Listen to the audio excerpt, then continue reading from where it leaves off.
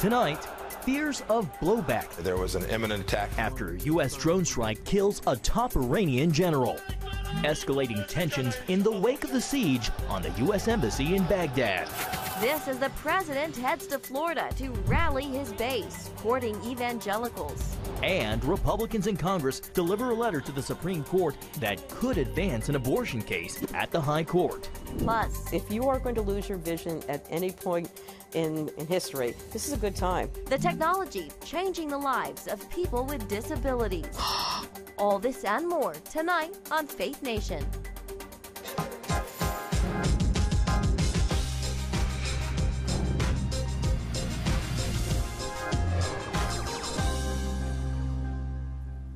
The president warning Iran, sending some 3,000 troops to the Middle East. Welcome to Faith Nation. I'm Jenna Browder. And I'm John Jessup. Tonight, the United States sending thousands more troops to the Middle East, speaking at Mar-a-Lago hours after authorizing a drone strike that killed a major Iranian military figure. President Trump said the United States is not seeking regime change. We took action last night to stop a war. We did not take action to start a war. And as general of the elite military guard, Qasem Soleimani was one of Iran's most powerful men. CBN News national security correspondent Eric Phillips joins us with more. Eric, Iran vows to retaliate. What are you hearing? Well, the deployment of some 3,000 U.S. troops, Jenna, comes after that U.S. airstrike that officials say was based on intelligence about an imminent threat to American lives in the Middle East. This is what was left after a U.S. drone attacked the vehicle Qasem Soleimani was riding in outside of Baghdad International Airport.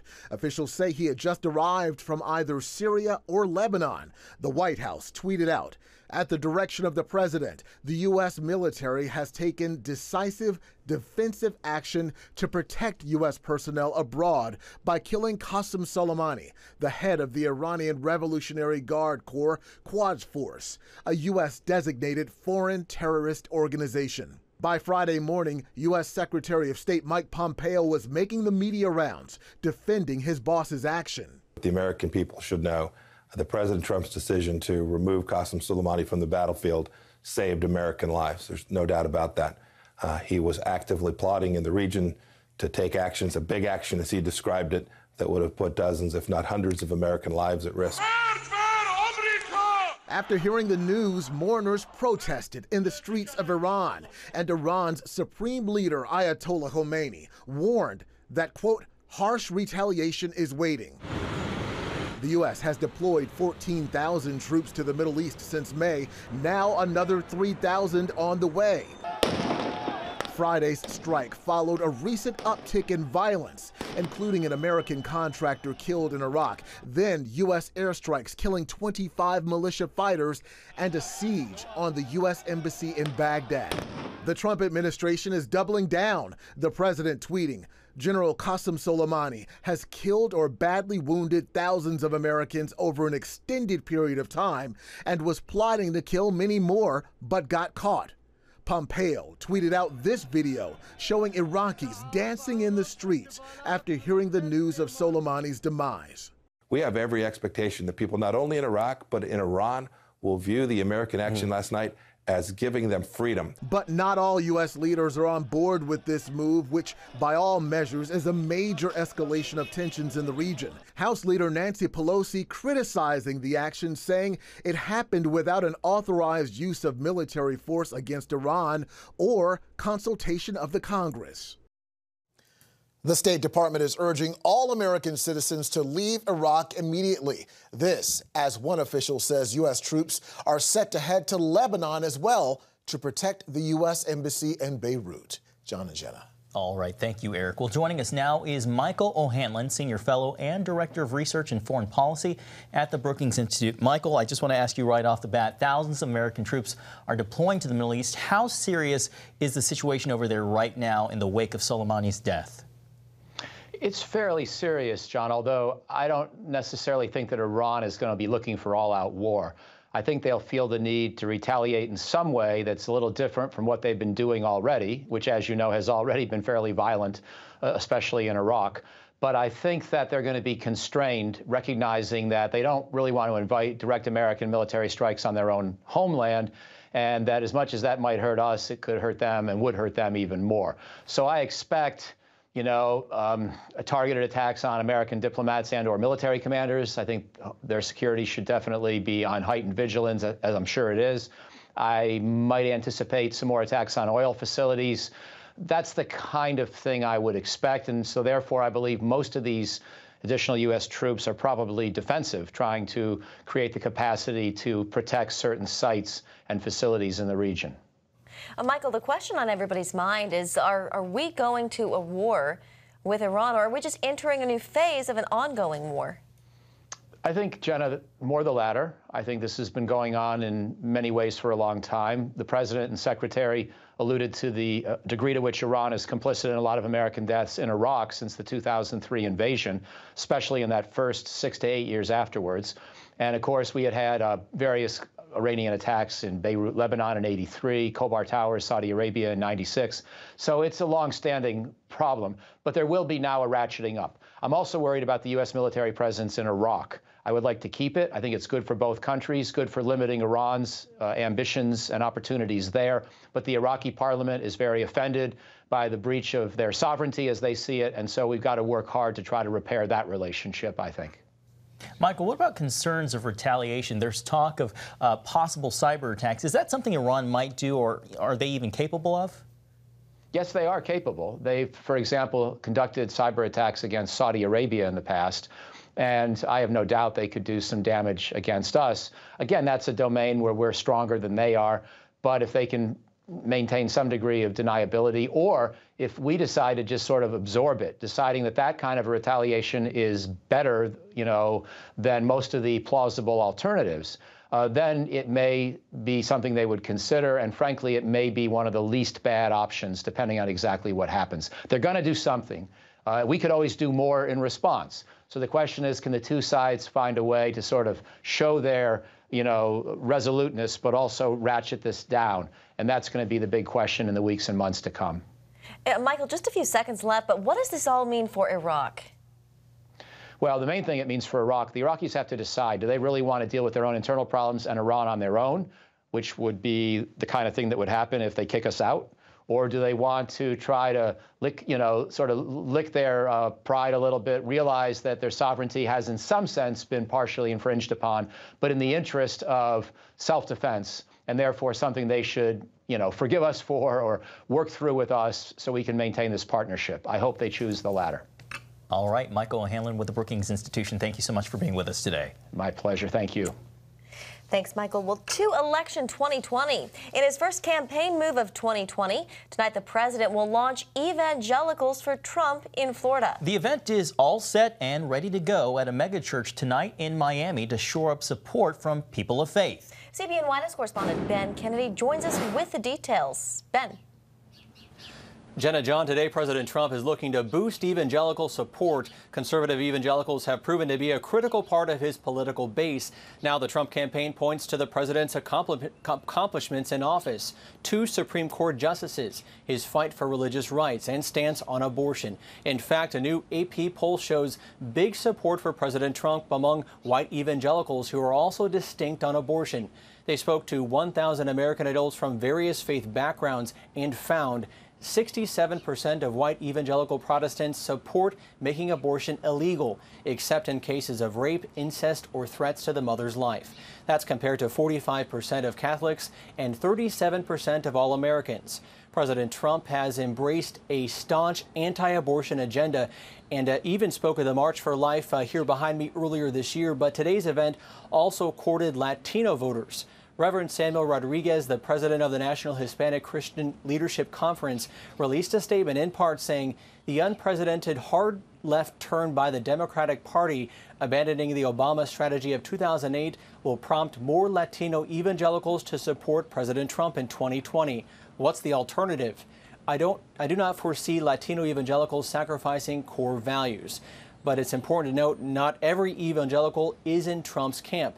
Today's rally comes after Christianity Today's op-ed that said President Trump should be removed from office. The magazine, of course, got backlash from the evangelical publication's founder's son, Franklin Graham. Trump received more than 80% of the evangelical support back in 2016 and really hopes to build on that number as he gets closer to 2020. The Trump campaign reported it did raise $46 million in the fourth quarter of 2019. John, Jenna? Yeah, Major Hall. All right, Ben Kennedy at the White House, thank you. And here with us now is Jenna Ellis, the Trump 2020 campaign's senior legal advisor. Jenna, good to have you. Thanks for being here. Thank you so much for having me. So how important are white evangelicals to President Trump's re-election? I think evangelicals are very critical to President Trump's support, and of course with preserving and protecting our fundamental premise of the values that America was built upon. And so this coalition is just one of many that's showing the diversity of support for President Trump. And for evangelicals specifically, especially on the heels of this op-ed of Christianity Today and a lot of the liberals and never-Trumpers pushing back and saying, you know, this isn't consistent for Christians to have a moral witness and also support the president. I pushed back on that with an article in the Washington Examiner today and was talking about what does a moral witness in the context of being a Christian actually mean. And if we look at how we discharge our civic duty as Christians and we actually have faith, we can look at Hebrews 11, which is the hall of faith, and it's talking about faith in action. And so we can define faith as our sincerely held belief in the promises of God plus action built on that belief. That's faith. And if we apply that to our civic duty in America, and we understand it's our obligation as our founders defined it to protect and preserve our rights the best way possible, then we can have belief and action in supporting President Trump because he's the only candidate that has promoted Christian values in America. If I can just push back on you a little bit there, a lot of people would say, let's look at President Trump's actions. How does that stack up? How does an evangelical or a Christian defend supporting President Trump when others are criticizing his own actions? Well, the actions that we're talking about in the context of the office of the president are all of his policy actions. And so all of those things have been consistently within the margins of the U.S. Constitution. He's talked about preserving and protecting the rights that come from God. He's talking about promoting capitalism, free market ideas, protecting religious freedom, especially protecting and promoting, defending life at all stages. Those are the important values that we need to protect in government. What about the tweets that, shall we say, are less than Christian, or some of his past transgressions before office? How do you level that? Well, I think that certainly no person is going to be perfect, and not anyone that we vote for. We don't have to defend every single action, but we can absolutely support the best candidate possible. And in this context, look at the alternatives and also look at what President Trump has done for evangelicals and also for America. Every single Christian and every person of faith who values religious freedom, who values free speech, free exercise of religion, and putting two Supreme Court justices on the court that will preserve and protect that for the next 40 years. It's very important and entirely consistent to our moral witness. Jenna, real quickly, there is a Reuters report out today that questions whether or not the event at the El Rey Church in Miami violates tax rules. Is it against the IRS rules for churches to participate in campaign activities like these? Is it even called a rally? Right. So, you know, this is something where there's never been a church that has actually had their tax-exempt status ever revoked based on an IRS violation. And this is something that churches need to stand up regardless, and they need to make sure to be consistent in their faith by promoting a solid witness regardless of whether or not the tax-exempt status stays, in my opinion. So this could potentially be a test case. Well, I don't think so. I mean, I think this one is entirely fine, but just in general, I think that Christians need to make sure that we have our witness regardless of anything else. Jenna Ellis, thank you so much for being with us today. Thank you. Thanks, Jenna. Appreciate it. Coming up, big news in the fight to end Roe v. Wade. Plus, our Faith Nation political panel. Come home to the sounds of Southern Gospel from CBN Radio. You'll enjoy a rich Southern blend of bluegrass, classic gospel, and Southern gospel favorites like the Gaithers, the Crab Family, and bluegrass sounds like Mountain Faith. So make yourself at home with the all-new CBN Southern Gospel. Now available at cbnradio.com.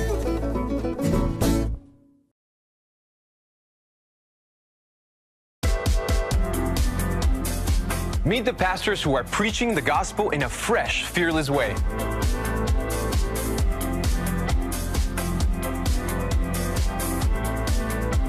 I'm Roberto Torres-Cedillo. Join me each week for Next Gen Voices.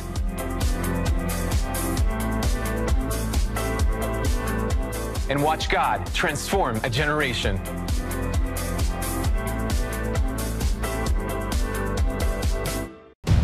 Prophecy thousands of years old. We were called to be a light to the world. Being fulfilled today. Discover how. Get to life. Call 1-800-700-7000. We consider it our duty to reach out and help others around the world. For a gift of $10 or more, you can own the acclaimed CBN documentary To Life. Just call 1-800-700-7000 or log on to cbn.com. To treat a human, no matter what he is, which religious he has, which color he is. This is what I'm doing. See how the people of Israel are fulfilling prophecy. History is being written, and I want to be a part of it. By sharing their knowledge. In Africa, in Asia, in South America, in East Europe. And their love. This is how we work. This is us. Get to life. Call 1-800-700-7000 or log on to cbn.com. Well, welcome back. Well, Republican lawmakers in the White House are putting pressure on the Supreme Court to take up a case on abortion. They filed legal briefs in support of a 2014 Louisiana law in hopes of getting the court to also review Roe v. Wade and the legal basis for the 1973 ruling that legalized abortion in America. The Louisiana law requires state abortion providers to have admitting privileges at a nearby hospital. Opponents believe these laws are aimed at restricting access to abortions, while supporters say the requirement is about the health and safety of women. Pro-life supporters want the High Court to weigh in on Roe v. Wade's landmark decision in light of the Louisiana law now in question. You know, we are not going into this case with the expectation that the court is going to overturn Roe this year necessarily. That isn't what this is about. But the court can finally take a look at the precedent that got us here, looking at it and recognizing that it is the court's prerogative to assess that precedent.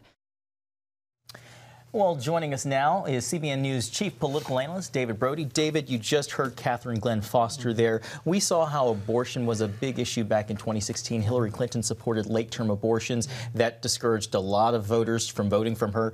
Now we see congressional Republicans and the White House weighing in on this Louisiana case going before the Supreme Court. Does this at all set the stage for a repeat in 2020? Yes, and I think that's good news for the Trump campaign, and they'll be the ones to tell you that. They believe the abortion issue, beyond being obviously a moral issue, number one, full stop, is also a very good political issue for them, especially if they turn it, and this is what they're going to do, John, in 2020. They're going to turn it into a referendum on late-term abortion, and they'll go back to Ralph Northam and Virginia, and they'll bring it all up. And if you look at polls, 70% of Americans, 71% of Americans, all Americans, Republican, Democrat, doesn't matter, are opposed to late-term abortion. They want it to be illegal in America. It's a winning argument. Yeah, Democrats don't want to have to weigh in on that. Right. David, let's talk about evangelicals for Trump.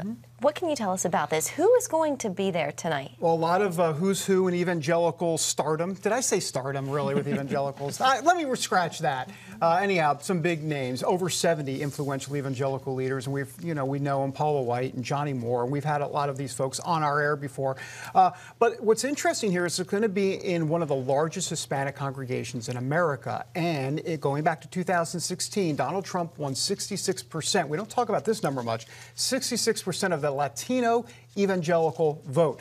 I'm talking to folks that say that if he can match that number in 2020, then he's good. However, if Joe Biden gets the nomination, that number will actually have to be higher among Latino evangelicals. That's the way they see it. A little bit of a hard turn here, turning to foreign policy. Yeah. So we've just been talking, of course, about Iran. Let's look at former President Barack Obama's policy on Iran and how he dealt with Iran versus Trump's approach. We're seeing completely different views here. Yeah, I mean, one is aggression, one, and this is not my word, sorry, stop the emails, but appeasement. A lot of folks will say Barack Obama was in appeasement mode with the Iran nuclear deal, the fact that he didn't take Soleimani out earlier, and then you have Donald Trump getting out of the Iran nuclear deal, going after Soleimani. And I've always felt with Donald Trump, he doesn't want war. He just doesn't. We know this. He's really more of a, I hate to call him a peacenik, but in a way, he's kind of like, that's his DNA inside. But if you get him going, and Iran has clearly gotten him going and this administration going, then it goes from 0 to 60 very, very quickly. All right, David Brody, thank you very much. Thanks, guys. Coming up, how technology is improving the lives of people with disabilities. Too often, we carry baggage from our past. You know what it's like. It affects everything and everyone in our lives. It's always there, weighing us down and keeping us from achieving true happiness. But do you know God never meant for us to be trapped in the past? You can be free of your baggage. Learn how God's forgiveness leads to changed lives and new beginnings. Call the 700 Club. I'm Ephraim Graham, and this is Studio 5. Cruise with me as I discover the good things happening in the world of music, sports, television, and movies. The fact that Ryan Coogler was going to be directing the film, I knew that something special was going to happen. We'll chat with artists at the forefront of entertainment and explore the connection between popular culture and faith. I asked my pastor, I said, well, does that mean I'm supposed to be a preacher? He says, well, no, you already have a pulpit. Watch Studio 5, Wednesday night at 9:30. Tikkun Olam. This is our nature as a country. To make the world a better place. Literally, we felt the earth shaking. The Christian Broadcasting Network presents To Life, how Israeli volunteers are changing the world. This film needs to be seen by everyone. I was in tears. Now you can own the inspiring documentary To Life on DVD. There is blood on our hands if we know and we walk away. I'm so grateful that this film was made. To Life can be yours for a gift of $10 or more. Call 1-800-700-7000 or log on to CBN.com. We know that every minute counts to save life. It'll bless Israel, but it'll also bless all the friends of Israel. Discover the untold story of how Israeli volunteers are making the world a better place. Call 1-800-700-7000 or log on to CBN.com to get your copy today.